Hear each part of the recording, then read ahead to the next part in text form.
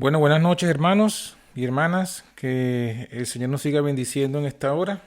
Gracias por los testimonios que han sido dados, las alabanzas y también las oraciones. Que el Señor escuche nuestras oraciones y nuestras peticiones.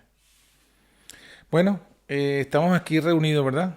Con el propósito de recordar lo que hace 180 años comenzó, sucedió, pasó. Ese evento que marcó el antes y un después, no solo en la historia de la iglesia, sino también el inicio de la última obra del plan de redención, de la última etapa del plan de redención. Lo que la Biblia nos dice que se conoce en la Biblia como la purificación del santuario. Pero yo quería que recordáramos ese evento estudiando juntamente una profecía que nos habla de eso, que con 2000 años de anticipación el Señor, a través del apóstol Juan, advirtió lo que iba a suceder. Y esta profecía la encontramos en el libro de Apocalipsis, capítulo 10. Esta profecía de Apocalipsis, capítulo 10, invito a que busquen en sus Biblias para que me acompañen en la lectura. Esta profecía de Apocalipsis, capítulo 10, está justamente dentro de la profecía de las 7 trompetas. Está ubicada entre la sexta trompeta y la séptima trompeta.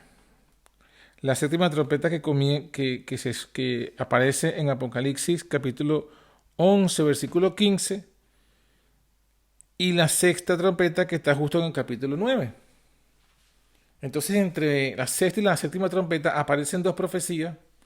Una es la famosa profecía del ángel fuerte y la otra, la profecía de los dos testigos. Vamos a analizar la profecía del ángel fuerte. ¿Por qué? Porque esta profecía, esta visión, relata con exactitud la experiencia del pueblo adventista desde 1840 hasta 1844. Y Apocalipsis capítulo 10, versículo 1 comienza así. Dice, vi otro ángel fuerte descender del cielo cercado de una nube, y el arco celeste sobre su cabeza, y su rostro era como el sol y sus pies como columnas de fuego. Esta descripción que se da aquí de un ángel fuerte con estas características podría confundir, porque diríamos, ¿quién es este ángel? ¿Por qué podría confundir a algunos? Porque las características que se dan son las mismas características que se dan de Jesucristo. Porque habla de que tiene el rostro como el sol y los pies como columnas de fuego, la misma descripción de Apocalipsis capítulo 1. Y podría confundir porque dirían, pero ¿cómo es que está hablando de un ángel que es como Cristo? ¿Por qué podría confundir? Porque algunos no podrían entender que aquí se refiere exclusivamente a Jesucristo. De la misma forma como en el Antiguo Testamento se habla de Jesús como el ángel de Jehová, aquí se está hablando como este ángel fuerte. Entonces aquí tenemos a Jesús que se presenta en esta profecía, que desciende del cielo, que tiene el arco iris, también aparece en Apocalipsis capítulo 4, que el arco iris está alrededor del trono del Padre. Y lo interesante, además de esta visión o de esta aparición, es lo que tiene en la mano Jesucristo, este ángel fuerte. Versículo 2. Tenía en su mano un librito abierto. Un libro abierto. Puso su pie derecho sobre el mar y el izquierdo sobre la tierra. Entonces aquí vemos a Jesús, ese ángel fuerte, que viene a hacer una obra en la tierra porque dice que desciende. Ahora, ¿cómo sabemos que esto comienza en 1840? Bueno, justamente por eso hicimos la introducción. Por eso fue que dijimos que esta profecía se encuentra enmarcada entre la sexta y la séptima trompeta.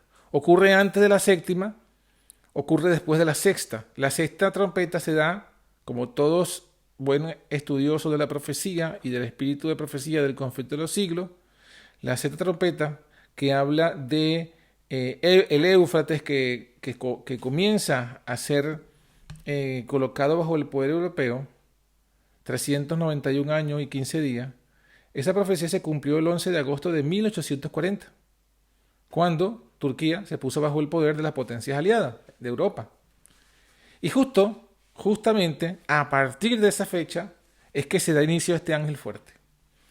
Es decir, está hablando aquí de la obra que está haciendo Jesús en la tierra en torno o por medio o a través del movimiento milerita. Y lo vamos a ir viendo a medida que vayamos estudiando más. Fíjense lo que dice entonces. Dice que tiene un librito abierto. ¿Qué es este libro abierto? Bueno, un libro abierto, aquí, este libro representa el libro de Daniel. El libro de Daniel, que se le dijo a Daniel cuando estaba preguntando por las profecías, Señor, ¿cuándo será el fin de estas maravillas?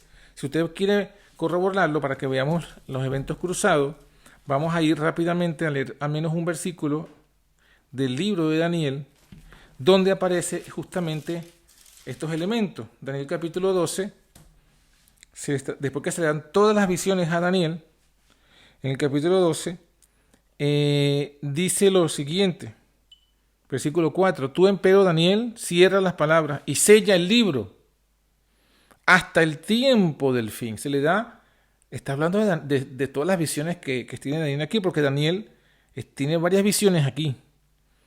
Y se le dice, sella el libro hasta el tiempo del fin. Pasarán muchos, se multiplicará la ciencia. Yo, Daniel, dice el versículo 5, miré y aquí dos que estaban, el uno parado de una orilla del río, el otro en la otra parte de la orilla del río. Y dijo uno al varón que estaba vestido de lienzo, que estaba sobre las aguas del río, ¿cuándo serán el fin de estas maravillas? ¿Cuándo será el cumplimiento de estas visiones que hemos visto? Y se le dijo, dice el versículo 7, oí al varón vestido de lienzo que estaba sobre las aguas del río. Fíjense, semejanzas, ¿no? Un varón vestido de lienzo sobre las aguas del río. El ángel de Apocalipsis 10 tiene un pie sobre el mar y un pie sobre la tierra. ¿Y qué está diciendo? ¿Qué dice este varón vestido de lienzo? Daniel capítulo 12, versículo 7. Hoy el varón vestido de lienzo estaba sobre las aguas del río, alzó su diestra y su siniestra, es decir, alzó la derecha y la izquierda, al cielo y juró por el viviente de los siglos que será por tiempo y tiempos y la mitad. Y cuando acabaré el esparcimiento del escuadrón del pueblo santo, todas estas cosas serán cumplidas. Es la misma periodo profético de las 1260 días. Tiempo y tiempos y la mitad. Y ese es el tiempo del fin. Porque ese es el contexto. Cierra las palabras, sella el libro hasta el tiempo del fin. Muchos correrán, pero en el tiempo del fin la ciencia se multiplicará. ¿Cuál es la ciencia? La ciencia del libro, el conocimiento del libro de Daniel. Hasta ese tiempo, que hasta ahí se vendrá el cumplimiento. Y eso es lo que vemos en Apocalipsis capítulo 10. En Apocalipsis capítulo 10, ¿qué es lo que vemos? Volviendo a Apocalipsis 10, versículo 5, el ángel que estaba en pie sobre el mar y sobre la tierra, levantó su mano al cielo, dice, y el versículo 6 dice, y juró por el que vive para siempre jamás, que ha creado el cielo y las cosas que están en él, y la tierra y las cosas que están en ella, el mar y las cosas que están en él, que el tiempo no sería más. El mismo juramento que está en Daniel 12. Está hablando del mismo tiempo. Después del tiempo y la mitad, el conocimiento del libro de Daniel aumentaría. Por eso aquí, ¿cómo lo vemos? Bueno, lo vemos que en Daniel se le dice cierra el libro, pero en Apocalipsis 10, el ángel que es Jesucristo tiene el libro abierto. O sea, se ha abierto ya el libro. Desde 1798 el libro de Daniel había sido abierto. El conocimiento del libro de Daniel estaba abierto. ¿Y qué habían descubierto en el libro de Daniel? Bueno, un agricultor, dice el Confeta de los Siglos, de corazón íntegro, que por algún tiempo había sido deísta, casi ateo, que creía que Dios había creado el mundo y lo había dejado a su propia suerte, y más nada, que no creía en la Biblia ni en las instituciones religiosas, fue escogido por Dios. Él mismo cuenta en su testimonio, Guillermo Miller, que él fue en la guerra, él estuvo en la guerra de independencia norteamericana, y vio que varios de los lanzamientos, ¿no? de las catapultas le quedaron cerca de los cañones. Gracias, Débora. Está muy activa. Así es que me gusta saber que está activa. Lo dije para ver si estaban pendientes. Le cayó cerca y vio que no murió y lo interpretó como un milagro, y ahí comenzó su proceso de conversión. Cuando regresa, comenzó a estudiar la Escritura, tuvo un encuentro personal con Jesucristo y comenzó a estudiar la Biblia en orden, de Génesis hasta Apocalipsis, ¿cómo se dice? Él se colocó como que dice una meta, un reto. No iba a pasar en un versículo siguiente sin haber entendido el que estaba estudiando. O sea, no iba a ser una lectura bíblica anual, iba a ser un estudio bíblico. Y lo que no entendiera, hasta que no entendiera, no avanzaría. Y así lo hizo hasta que llegó al versículo de Daniel 8:14, a esa profecía. Y ahí encontró que decía, cuando la pregunta del ángel, ¿hasta cuándo durará la visión? Hasta 2300 días de tarde y mañana. Y fue estudiando justamente el libro de Daniel, que este ángel Jesucristo, a través de su siervo, de sus ángeles, le abrió el entendimiento a este siervo y luego a todos los que se unieron con él, el conocimiento de las profecías de Daniel. La ciencia se aumentó. Y entonces, ¿qué pasó? Bueno, dice que se cumple, ¿no? Lo que dice aquí la profecía. ¿Qué dice la profecía en Apocalipsis 10? En Apocalipsis 10 dice, después del juramento, en el versículo 7, en los días de la voz del séptimo ángel, cuando él comenzara a tocar la trompeta, el misterio de Dios se consumará como él anunció a sus siervos los profetas.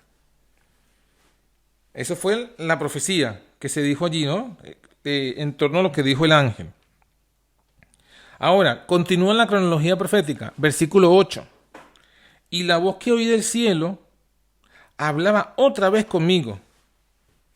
Sí, porque la primera vez que habló, la voz del cielo clamó. Eso está allí, que esa parte no la leímos en el versículo 3. Clamó con voz potente, como cuando un león ruge, y cuando hubo clamado, 7 truenos emitieron sus voces. Y los 7 truenos emitieron las voces, Juan iba a escribir, y se le dijo, sella las cosas que los 7 truenos han dicho, no las escriba.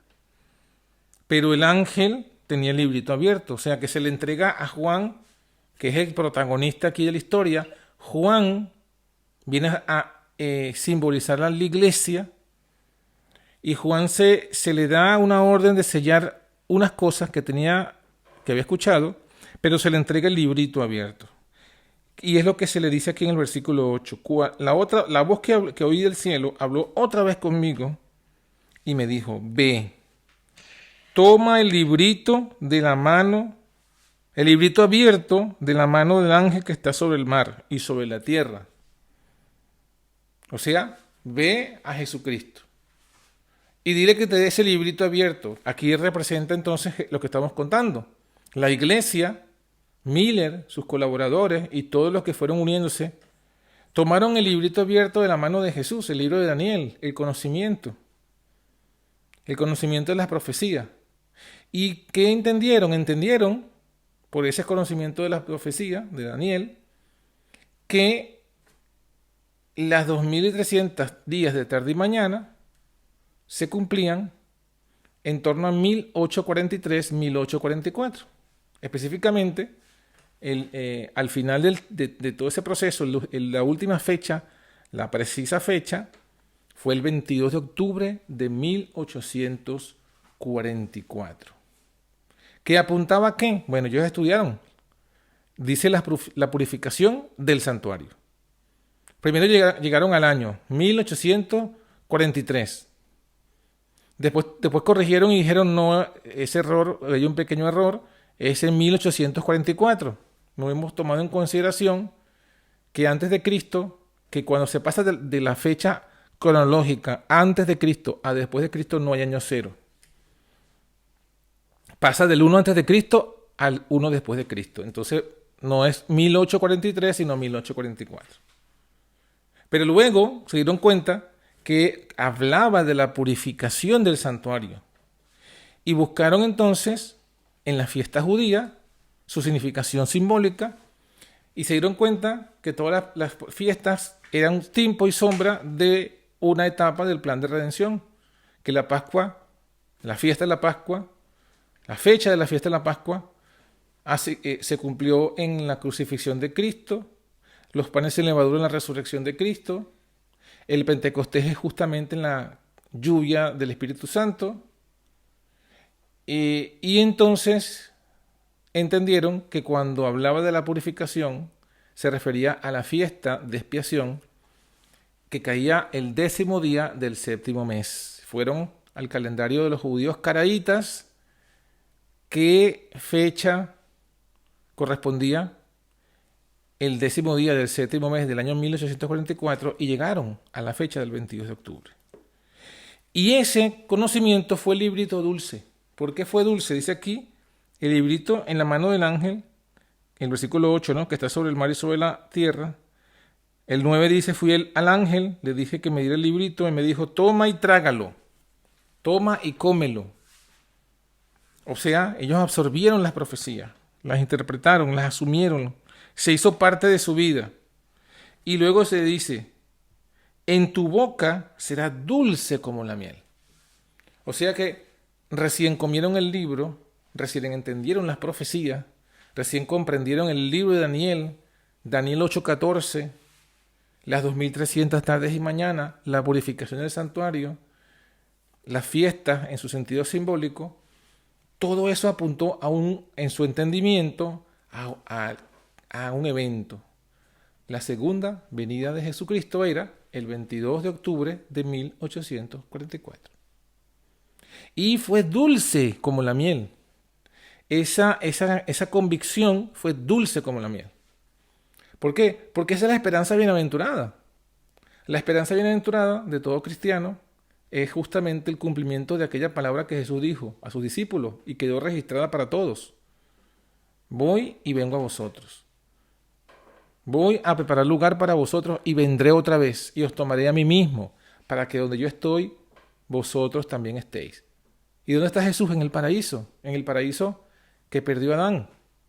Y entonces eso era dulce, volver de nuevo al paraíso perdido, del paraíso perdido al paraíso restaurado, donde no hay más llanto, enfermedad, dolor ni muerte, donde las primeras cosas pasaron. Todo eso era dulce y esa fue la esperanza de la iglesia que aquí está representada como Juan, que come el librito dulce. Y ojo, esto ya lo sabían, por lo menos Miller lo sabía desde 1820, un poco antes quizás. Y ese mensaje fue creciendo en todo el mundo. Y esa esperanza se fue acrecentando. Y a medida que se acercaba la fecha, porque digamos que fue creciendo y un impulso poderoso que tuvo el mensaje fue el cumplimiento justamente de la profecía del Éufrates y del rey del norte.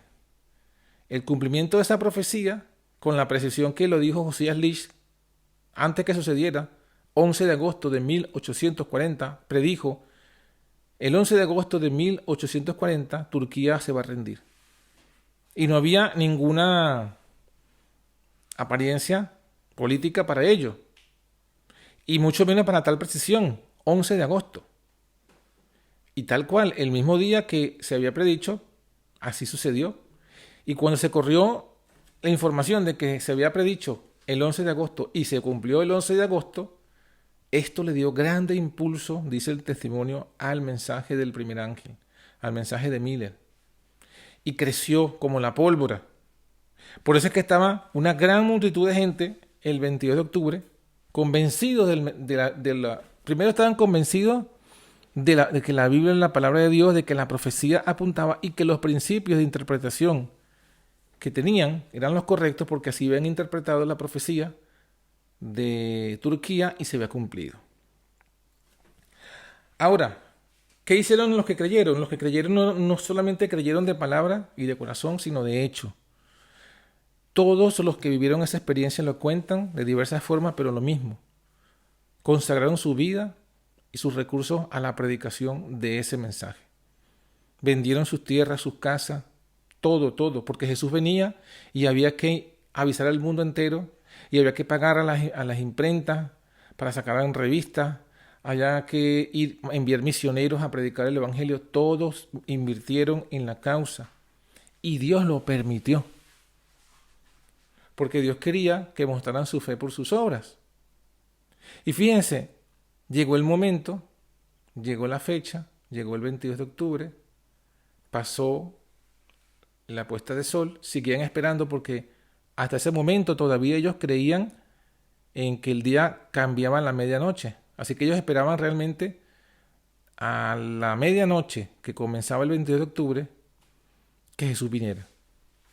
Y mantuvieron su esperanza por 24 horas hasta que pasó la medianoche del mismo 22 y llegó el 23 y Jesús no vino. Entonces se cumplieron las palabras que está justamente en este mismo versículo, donde se le dice a Juan, en el versículo 9, toma, come el libro, en tu boca será dulce como la miel, pero te amargará el vientre. Es decir, al principio será maravilloso y dulce, pero cuando lo digieras y llegue al estómago y al intestino, te amargará.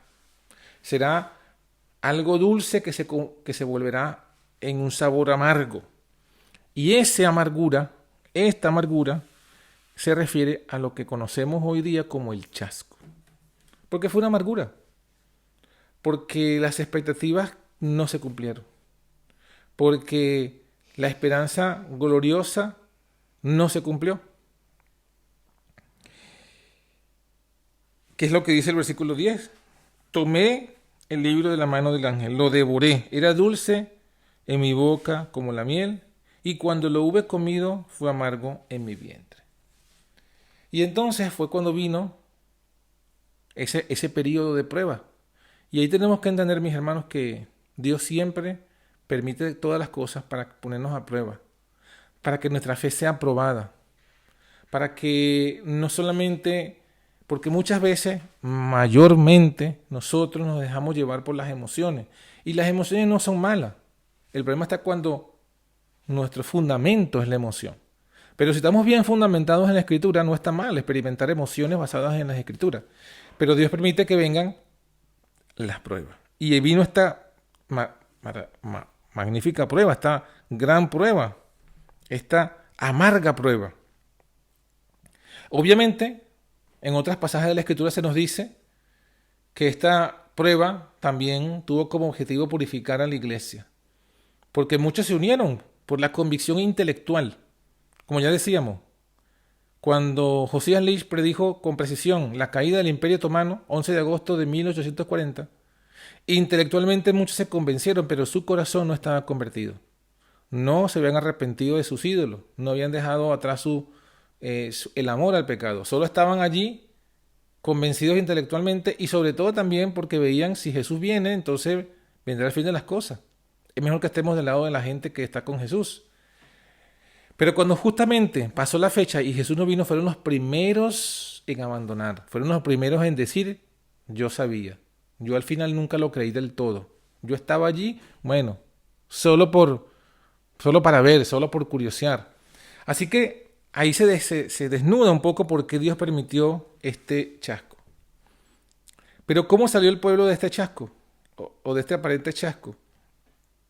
Justamente como tenemos que salir nosotros de todas las pruebas, con oración y estudio de la palabra. Ellos oraron, la historia que conocemos nos cuenta que en ese momento hay un hombre muy famoso que se llama el pastor Irán Edson, que salió al día siguiente, en la mañana del 23 de octubre, sabía lo que estaba experimentando todo el pueblo en todas las partes, y él quería llevarle alguna palabra de consuelo, aunque él no sabía qué decirle, porque también estaba chasqueado, pero era su trabajo, velar por las ovejas. Así que él fue, dice la historia, y también lo confirma pues el Espíritu de Profecía, salió de su casa y a visitar a los hermanos, y para ir hacia allá tenía que cruzar un campo de maíz. Y se cuenta lo siguiente. Se cuenta... voy a leerle un pedazo de ese testimonio que me gustó cómo lo dice. A ver si lo consigo porque como que lo perdí.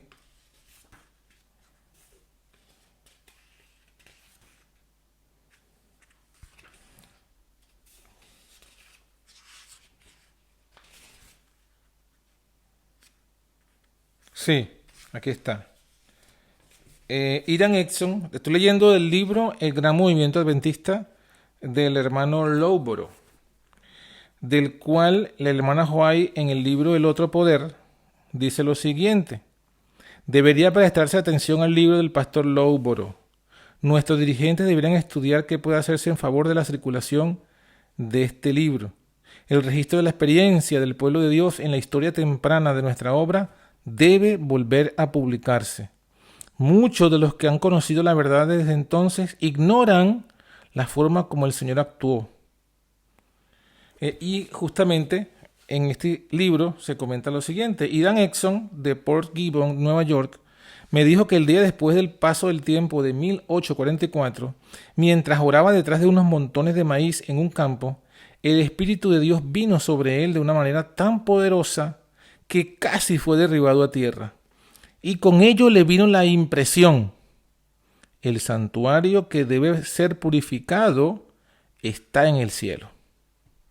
Comunicó sus pensamientos a O.R.L. Crozier y juntos investigaron cuidadosamente el tema.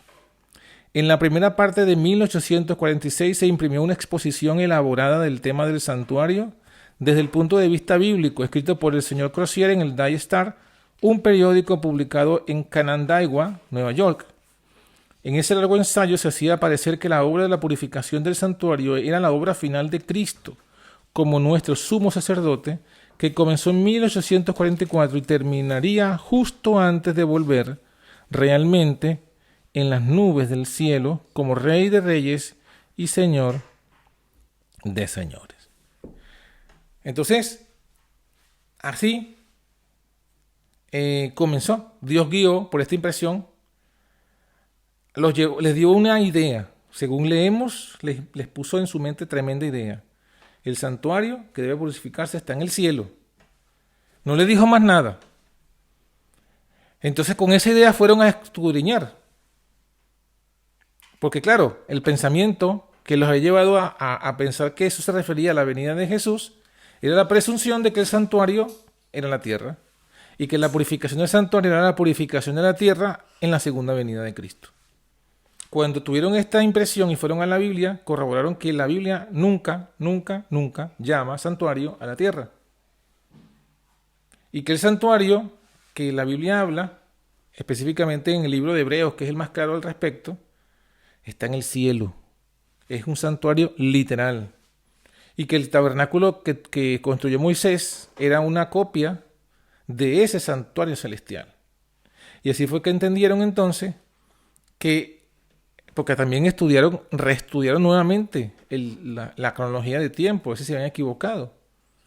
Se dieron cuenta que no, que estaba correcto, y que la equivocación entonces era en el evento. Y así fue como entonces comprendieron que algo había ocurrido el 22 de octubre de 1844. Pero no era lo que se esperaba, la segunda venida de Cristo, sino el comienzo de la purificación del santuario celestial, al fin del cual sí vendrá Jesús a la tierra por segunda vez. Esta fue la comprensión que les hizo cobrar nuevo impulso y que cumplió la última parte de esta profecía de Apocalipsis 10. Apocalipsis 10, después que dice que amargó el vientre en el versículo 10, en el versículo 11 miren lo que dice. Y él me dijo, o sea, el ángel, ¿no? Entendemos aquí que el ángel le dijo a Juan, Jesús le dijo a la iglesia, necesario es que otra vez profetices a muchos pueblos y gentes y lenguas y reyes. Y así culmina este capítulo 10 y entra otra visión. O sea que la parte final, el versículo 11, da inicio a la última etapa de la historia de la iglesia. ¿Y cuál es? Bueno, la necesidad de profetizar otra vez. ¿A quién? A muchos pueblos, naciones, gentes y lenguas y reyes. ¿Y qué les va a profetizar? Bueno, la profecía del librito abierto con la corrección que no tuvieron en 1844. De que ese santuario que comenzó a ser purificado el 22 de octubre es el santuario celestial. Y eso significa que el Señor Jesús está desde hace 180 años purificando el santuario celestial. Purificándolo de nuestros pecados que hemos depositado allí por el arrepentimiento. Y a su vez, eso implica purificando a la iglesia en la tierra. Y esa es la última etapa, esa es la última obra que se está haciendo. Ese es el mensaje, según el versículo 11, ese es el mensaje que tenemos que dar. ¿Por qué? Bueno, porque justamente después de entender que había un santuario que se estaba purificando, ese entendimiento, que había un santuario en el cielo que se estaba purificando, ese entendimiento, ese estudio los llevó a entender que en ese santuario, dentro hay un arca, y dentro del arca está la ley de Dios que no ha cambiado. O sea que eso los llevó a entender que la ley no había cambiado y que la ley estaba vigente. Y luego los llevó a entender que el cuarto mandamiento dice lo mismo que decía desde Génesis, desde Éxodo, y que tampoco ha cambiado, el mandamiento del sábado.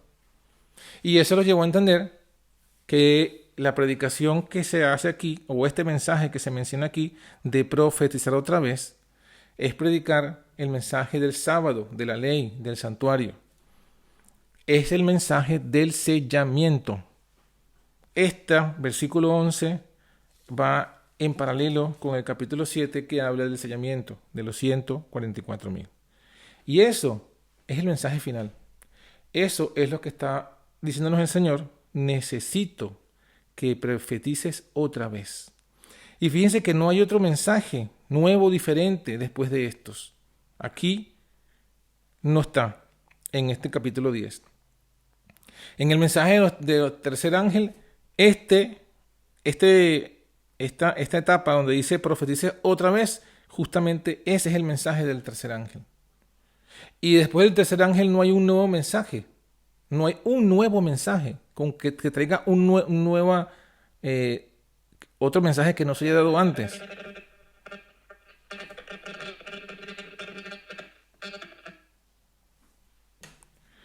El único mensaje que aparece de nuevo es el cuarto ángel y sabemos que si lo leemos y lo comparamos con los tres mensajes, el cuarto ángel es una repetición del segundo ángel. O sea que no hay un mensaje nuevo. ¿Un mensaje nuevo? No. Nueva luz puede ser, pero mensaje nuevo no.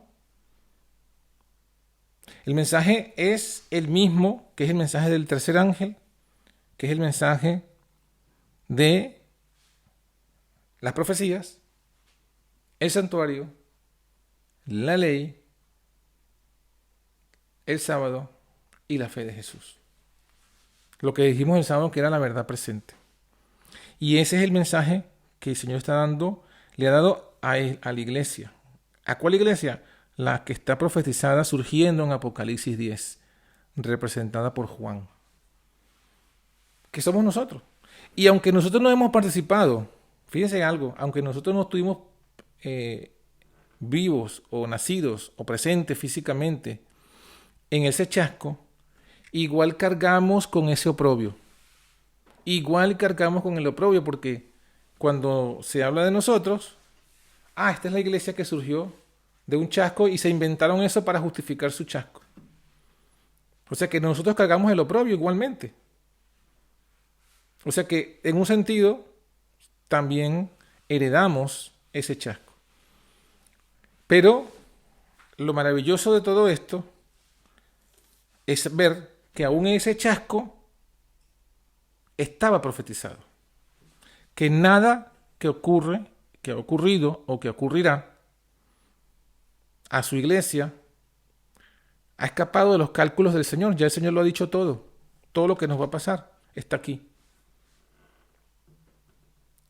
Y está también la salida, por así decirlo, la parte que falta. O sea, sí, va a ser dulce, te va a amargar el vientre, pero igual tienes que hacer una última labor. Y todo esto yo lo he dejado allí, lo he permitido, tengo un propósito, confía, cree en mí. Así que mis hermanos, nosotros nos encontramos en el versículo 11 y el versículo 11 nos reafirma nuestra misión, la misión de esta iglesia. Y la misión de esta iglesia es llevar esa profecía a muchos pueblos y gentes y lenguas y reyes. No es simplemente para que lo tengamos allí oculto. No es un mensaje del que avergonzarse, porque justamente eso es lo que es un testimonio también. Cuando hablamos de un testimonio, el testimonio de nuestra conversión, por ejemplo, no es algo del que avergonzarse, porque es simplemente decir, yo era esto me pasó, pero miren lo que ahora soy gracias a la gracia de Jesucristo.